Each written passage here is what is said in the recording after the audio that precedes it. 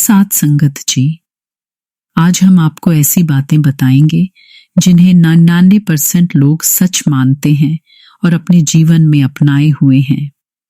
अक्सर हम बिना सोचे समझे परंपराओं को निभाते चले जाते हैं क्योंकि हमें बचपन से यही सिखाया गया है।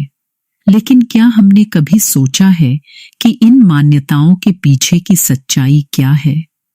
बाबा जी कभी किसी को किसी भी परंपरा को निभाने से मना नहीं करते, लेकिन वे हमेशा हमें इसके पीछे का सही कारण और तर्क भी समझाते हैं। हमें वहम और अंधविश्वास से बचाकर सच्चाई की राह दिखाते हैं। आज की यह साखी आपके सोचने का नजरिया बदल देगी। पूरा सत्संग ध्यान से सुनिए, क्योंकि इसमें बाबा जी ने बताया है कि हम किस भ्रम में जी रहे हैं और असल में हमें क्या करना चाहिए। क्या सच में हमारे पूर्वजों को श्राद्ध से भोजन मिलता है? क्या कौवे को रोटी खिलाने से हमारे पितर तृप्त होते हैं? आपने भी कई बार सुना होगा, अरे आज श्राद्ध है, ब्राह्मणों को भोजन करवा दो, कौवे को रोटी डाल दो, वरना पूर्वज भूखे रह जाएंगे।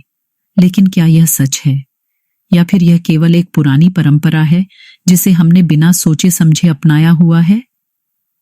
आज बाबा जी ने इस गहरी सच्चाई से पर्दा उठाया, जिसे जानकर आपका मन भी सोचने पर मजबूर हो जाएगा। बाबा जी की साखी, एक सेवादार की सीख। एक दिन डेरे में मिट्टी की सेवा चल रही थी।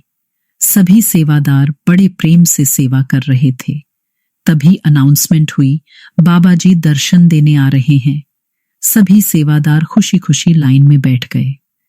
कुछ ही देर में बाबा जी आए और प्रेम से सभी को निहारा। लेकिन तभी एक सेवादार हांफता हुआ दौड़ते हुए आया और सबसे पीछे बैठ गया। बाबा जी मुस्कुराए और बोले, आज लेट कैसे हो गए भाई? सेवादार सिर झुकाकर बोला, बाबा जी आज मेरी मां का श्राद्ध था, घर में पूजा रखवाई थी, 5 ब्राह्मणों को भोजन करवाया था, इसलिए देर हो गई। क्या सच में पूर्वजों तक रोटी पहुंचती है? बाबा जी हंस पड़े और बोले, भाई ये बताओ, तुमने ब्राह्मणों को भोजन करवाया, कौवे को रोटी खिलाई, लेकिन क्या सच में तुम्हारी मां तक वो रोटी पहुंच गई?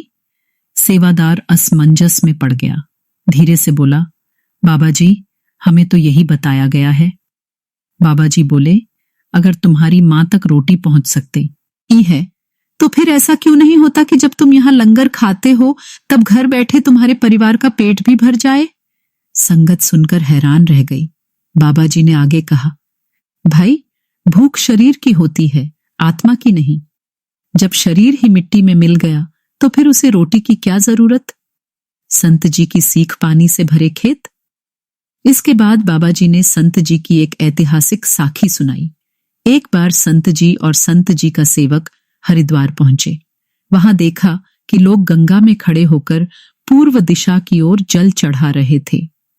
संत जी ने पूछा, भाई ये क्या कर रहे हो? पंडित बोला, अपने पितरों को पानी भेज रहे हैं ताकि वे तृप्त रहें। संत जी मुस्कुराए। वे भी गंगा में उतरे और पश्चिम दिशा की ओर पानी डालने लगे। लोग चौंक गए। हे, तुम गलत दिशा में पानी क्यों डाल रहे हो? संत जी बोले, मेरे खेत पश्चिम में हैं, वहां सूखा पड़ा है, मैं अपने खेतों को पानी दे रहा हूं। लोग हंसने लगे। अरे ऐसे कैसे पानी खेतों तक पहुंचेगा? संत जी गंभीर होकर बोले, जब तुम्हारा पानी स्वर्ग में बैठे पूर्वजों तक पहुंच सकता है तो मेरा पानी मेरे खेतों तक क्यों नहीं पहुंच सकता? यह सुनकर सबकी आंखें खुल गईं। बाबा जी का संदेश, जीते जी सेवा करो। बाबा जी ने सेवादार को प्रेम से समझाया, भाई जीते जी माता पिता की सेवा करोगे तो श्राद्ध करने की जरूरत ही नहीं पड़ेगी। अगर तुम उनके सामने एक रोटी भी प्रेम से खिलाओगे तो वो सच्चा श्राद्ध होगा। मरने के बाद चाहे 100 ब्राह्मणों को खिला दो, 1000 कौवों को रोटी डाल दो, लेकिन वो प्यार और सेवा नहीं दे सकते जो तुम उनके जीते जी कर सकते थे। तो क्या हमें श्राद्ध नहीं करना चाहिए? बाबा जी ने स्पष्ट किया, भोजन करवाना गलत नहीं है, लेकिन यह मत सोचो कि इससे आत्मा तक भोजन पहुंचेगा। अगर सच में श्राद्ध से आत्मा को तृप्ति मिलती तो सबसे पहले अमीर लोग कभी भूखे न मरते। उनके पास इतना धन है कि हर दिन हजारों ब्राह्मणों को खिला सकते हैं, फिर भी वे दुखी क्यों होते हैं? असल पुण्य यह है कि अपने माता पिता की सेवा करो, जब वे जीवित हों उनसे प्रेम करो, उनकी इच्छाओं का सम्मान करो। यही सच्चा सत्संग है। हमारे वहम हमें कहाँ ले जाते हैं?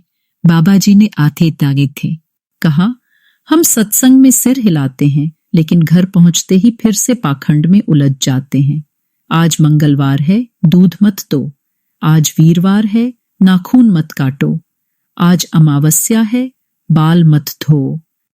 भाई, अगर ये सच होता तो पूरी दुनिया में सिर्फ वही लोग सफल होते जो इन रीति रिवाजों को मानते हैं, लेकिन ऐसा नहीं है।